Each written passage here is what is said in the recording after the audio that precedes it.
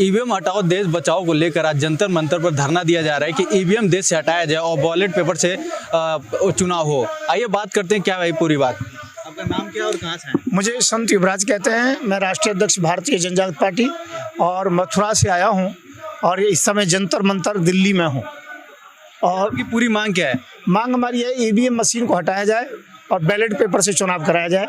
इसके लिए सांकेतिक धरना दे रहा हूं आज 16 मार्च को और महामहिम राष्ट्रपति महोदय जी के लिए ज्ञापन देना है।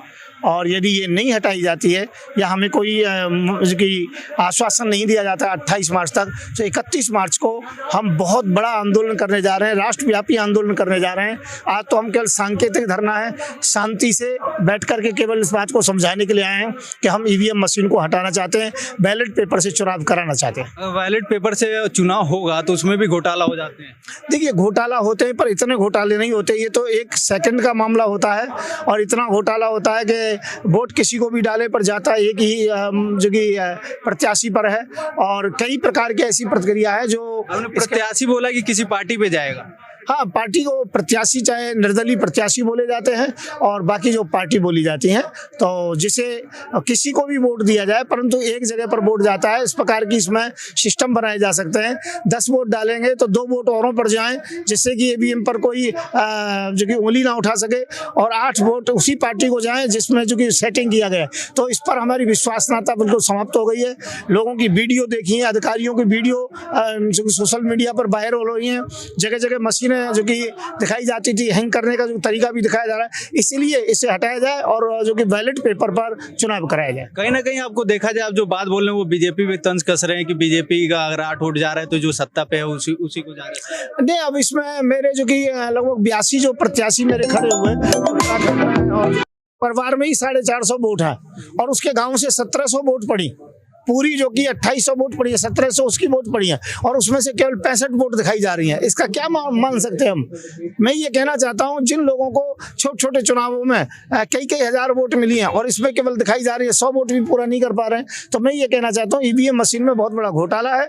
फिर मेरे जो कि लगभग 32-33 लोग ऐसे थे जो दूसरे नंबर पर थे, चल रहे थे, कुछ पहले नंबर पर थे, परंतु जैसे ही मेरे प्रत्याशी जीतते हैं तो उनको सर्टिफिकेट देने के न देने के बहाना करते हुए उन्होंने दोबारा से रीजांच की गई। 4-4, 5-5 बार जांच जो कि उसको बार-बार गिनती की गई। हर बार घटाने के बाद बीजेपी के प्रत्याशी को जिताया गया। तो मैं ये कहना चाहता हूँ ये ईवीएम मशीन में घोटाला बहुत बड़ा है, इसको हटाना पड़ेगा और बैलेट पेपर से चुनाव कराया जाए। क्या लग रहा है इलेक्शन कमीशन आपकी ये बात सुनेगी? हाँ, बिल्कुल सुनेगी। नहीं सुनेगी तो हम हाई कोर्ट, सुप्रीम कोर्ट जाएंगे, महामहिम राष्ट्रपति महोदय के पास जाएंगे और नहीं तो हम अंतर्राष्ट्रीय जो कि अदालत का भी जो दरवाजा खटखटाएंगे। परंतु ये जो 5 प्रदेश हैं इनके चुनाव भी ये कैंसिल होने चाहिए, इसको दोबारा से बैलेट पेपर से चुनाव होना चाहिए। आपने अपने बैनर पर लिखा है 31 मार्च को महाआंदोलन होगा, इसका क्या है?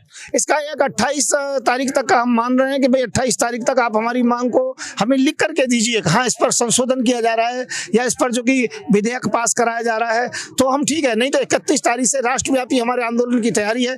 अब मैं यहाँ आया हूँ, अकेला आया हूँ, शांति से आया हूँ, कहने के लिए आया हूँ, धमकी नहीं दे रहा हूँ। परंतु यदि नहीं किया तो 31 तारीख से राष्ट्रव्यापी आंदोलन शुरू हो जाएगा। लगभग 100 से ऊपर संगठन हमारे साथ हैं, छोटी छोटी पार्टियां हमारे साथ हैं। कौन छोटी छोटी पार्टियां हैं? कुछ उसके नाम तो मैं नहीं गिनाऊंगा क्योंकि नाम गिनाना उचित नहीं है अभी।